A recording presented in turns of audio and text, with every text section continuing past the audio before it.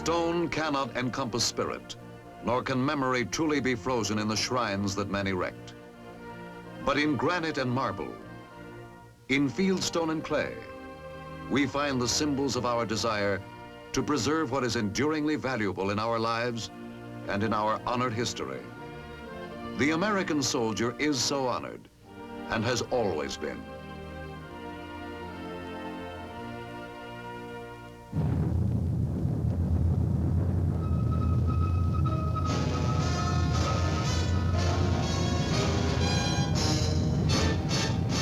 The United States Army presents The Big Picture, an official report produced for the armed forces and the American people.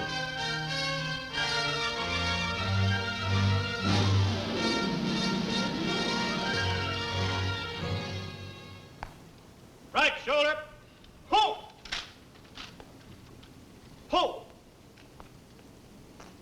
Right, hood!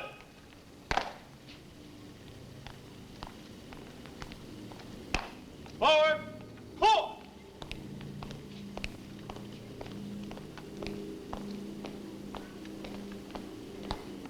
In this tomb of the unknowns, on a green slope in Arlington National Cemetery, the bodies of 3 heroes lie buried. The unknown soldier of World War I, and the recently interred unidentified heroes of World War II and Korea. Symbols of all heroes who fell in the wars of the nation's maturity. In village squares and public grounds, their memory and the memory of all their brothers in arms before them are enshrined in a chain of tribute that reaches back across the developing story of the nation itself. Its recognition of its manifest destiny to be strong enough to support freedom beyond its own shores. The wild opening of its western territories. The tragic strife of the Civil War, which tested its ability to stand as a union. The painful years of its early growth, back to the beginning, to the men who began building that history, the nation's history, and with it the history of the Army, which has fought to preserve the nation's integrity and indeed its very life.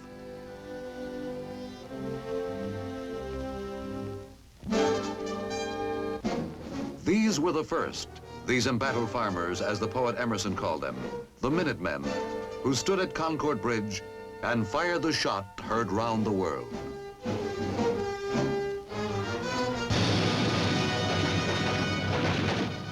Here, in a fury of rebellion, the American Army was born, brought to life by angry militiamen who turned back a British raid on the supply stores in Massachusetts colony and drove the red-coated troops of the King in a rout back to Boston.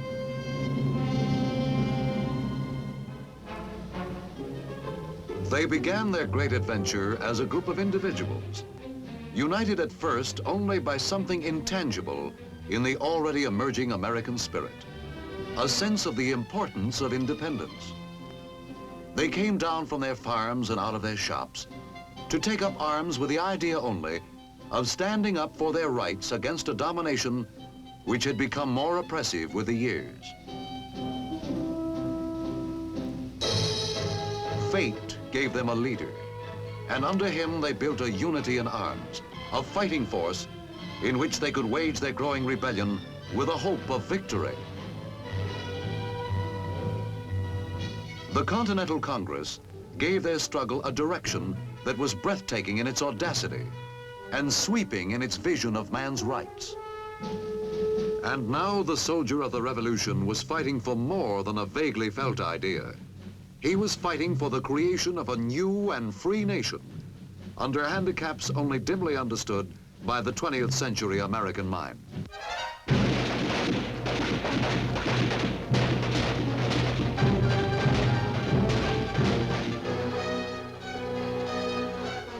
But to the glory of his own wondrous age and the survival of freedom for all the ages that would do him honor, he endured.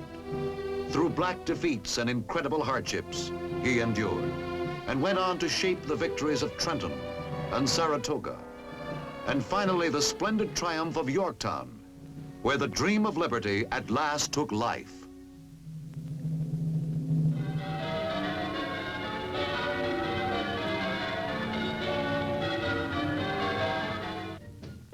Because of his own beliefs, simple and clean in the rightness of his cause, the American Army held together in its infancy.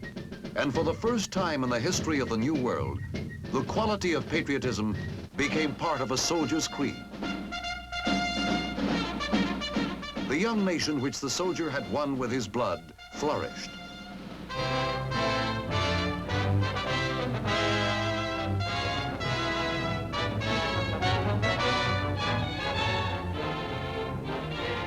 A bedrock of political morality gave it a base on which its hard-bought freedom for its people could grow.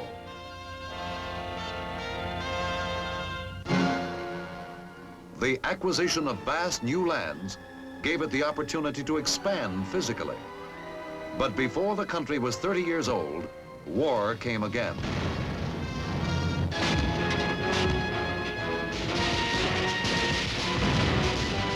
The conflict with the British this time was over British interference with the rights of American seamen.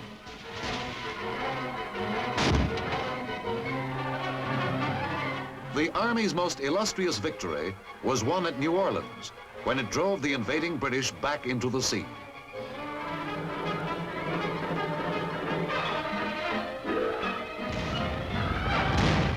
Although this War of 1812 was primarily a naval one, the country learned its need for a professional standing army.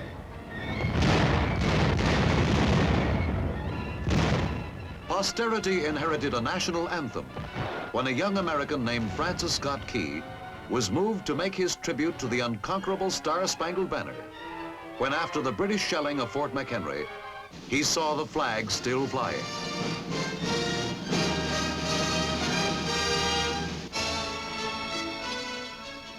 The Lone Star State of Texas prepared the preface to the next chapter in America's history.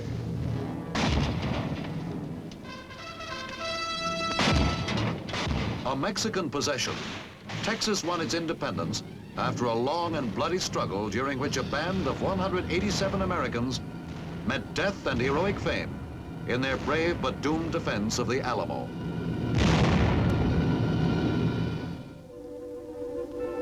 When Texas became a part of the United States after its independence, trouble between the United States and Mexico began to broil and finally erupted into war.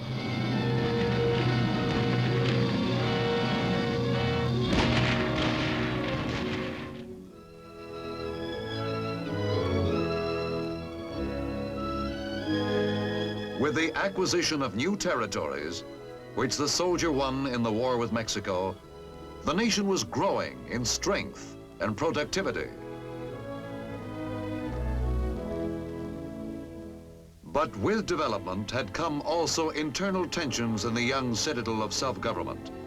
Tensions which finally exploded and brought down in ruins the dream of peaceful union.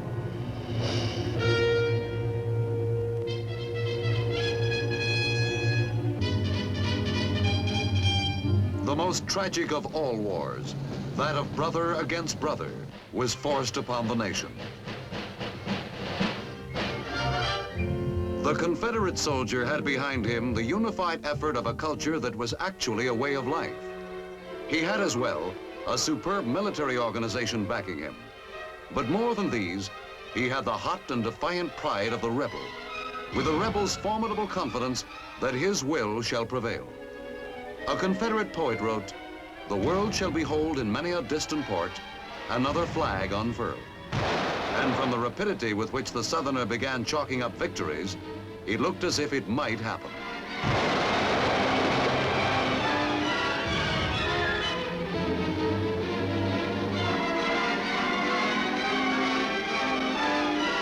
He fought with a magnificence that did him high credit.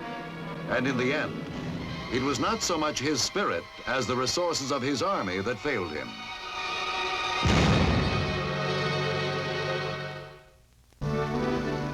In performance, the Union Army suffered at first from an overconfidence and a lack of unity. But in the crucible of combat, these were corrected.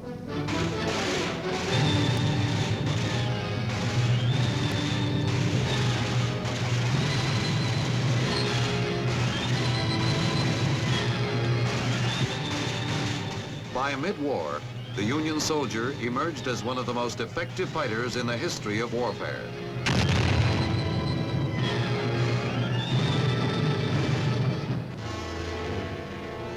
The Civil War has many distinctions in the annals of arms. It was the first modern war. It was a war of sweeping movement. It was a war of massed fire. Spectacular plans were brilliantly executed. Its campaigns are still studied as classics of combat.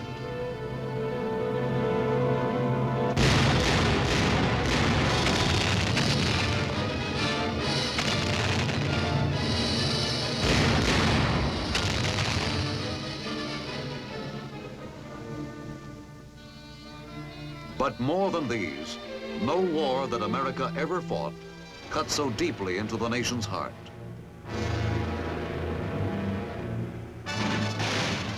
The grim, heroic figures in blue and gray who stood against each other on a succession of battlefields, whose names are now part of our heritage, created images that would never be far from the American mind.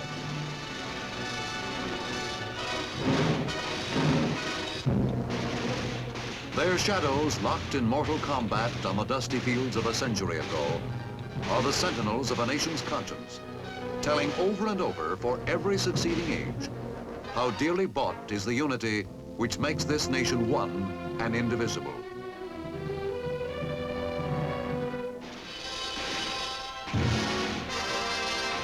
In the end, it was the soldier from the north who prevailed.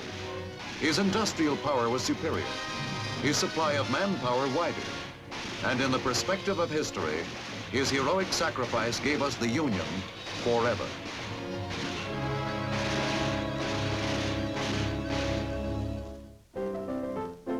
With the guns of the Civil War stilled, the nation could turn its attention once more to the great challenge of its physical expansion, the settling of the lands that lay beyond the Mississippi. Pioneer America was on the move.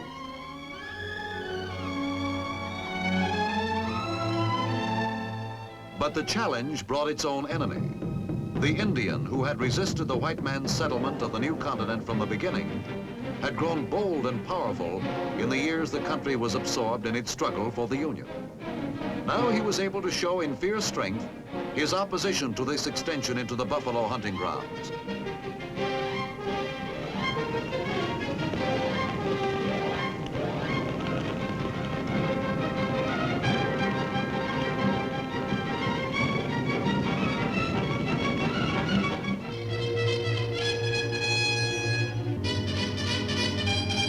To the soldier fell the harsh task of bringing safety to the Great West. 300,000 Indians roamed the plains. The army at its peak numbered scarcely more than 2,500. From the Rio Grande to Canada, from the Mississippi to the Pacific, the soldier was the arm of the national authority.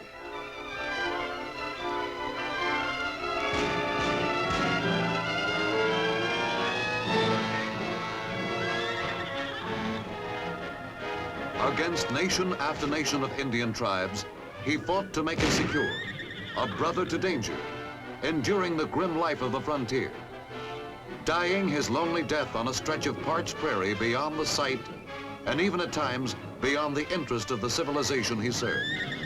He did more than his duty, one general officer wrote in tribute to this soldier of the West.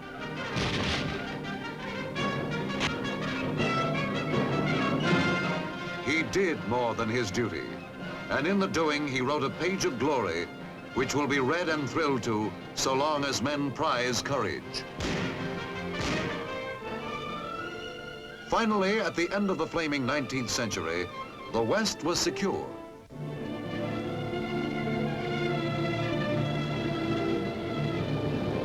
From sea to sea, the American nation now stretched, strong and free and vital.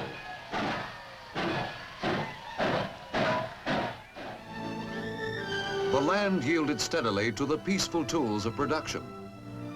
But fires were burning beyond the national borders, which would sear into history's new page the next mission for the U.S. soldier.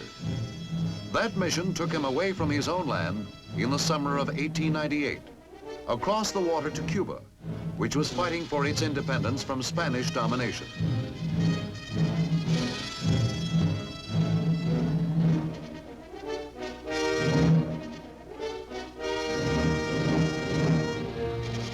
The Spanish-American War was a short one. The soldier handled himself well.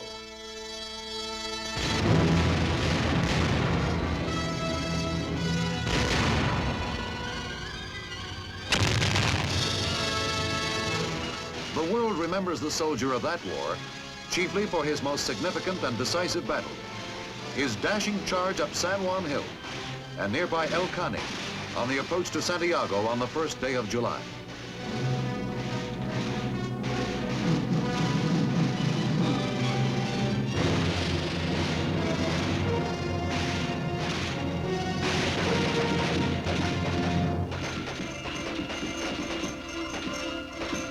Victory in this war brought the Philippines, Puerto Rico, and Guam, as well as Cuba, into U.S. possession. And the United States would forever after be involved in the affairs of the world at large.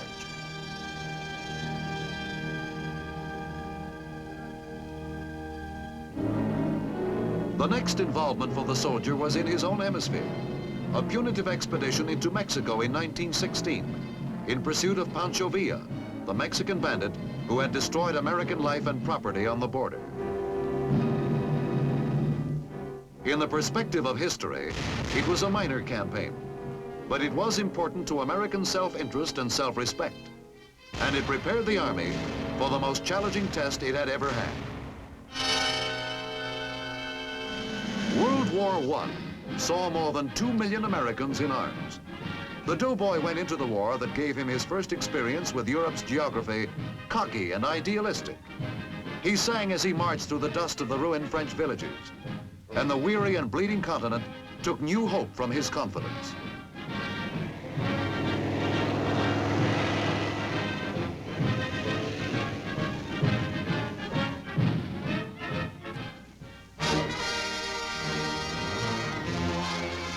Battle dimmed his exuberance, for men mature quickly under fire. But the spirit and the effectiveness with which he fought earned for him a high place in the respect of all the nations of the earth.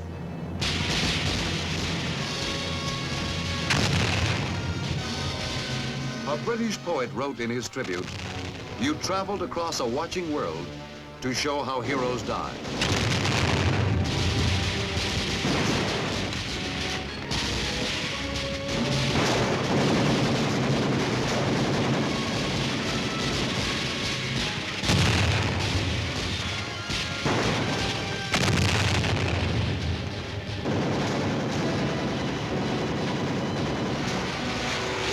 Steadily he progressed through the Holocaust of Cantigny, Château-Thierry, Belleau Wood, the Marne, the flaming horror of the Argonne Forest. He turned the tide of battle.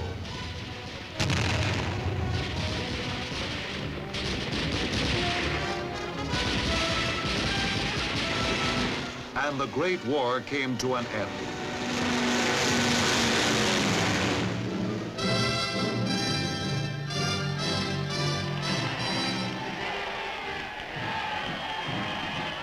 Now the world was truly ready for peace. Certainly the veteran of that war hoped he had brought about a world that would be free of war forever after.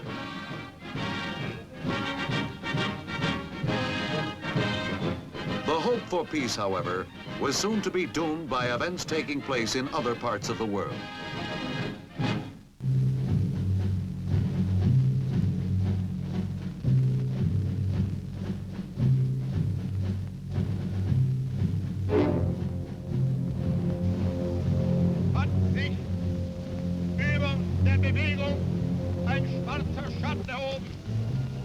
Die SA hat so wenig als irgendeine andere Institution der Partei, die es wagen, sich an ihr zu versündigen.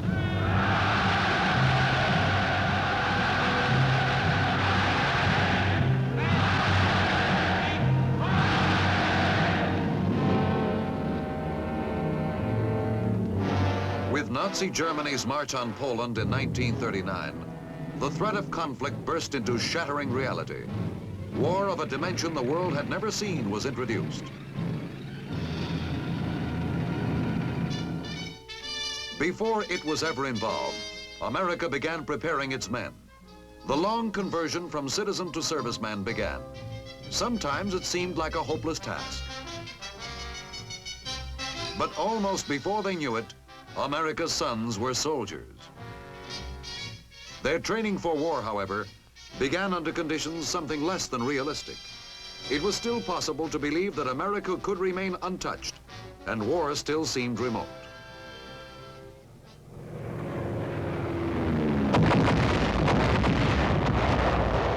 Then came Pearl Harbor, and now America was committed, with its every resource, to seeing the grim war to its bitter end. And its job would be the soldier's job. Some of the sad and heart-twisting qualities of war never change.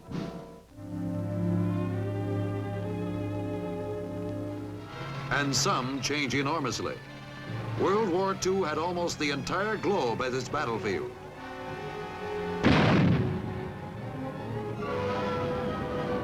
It brought new dimensions to the experience of combat.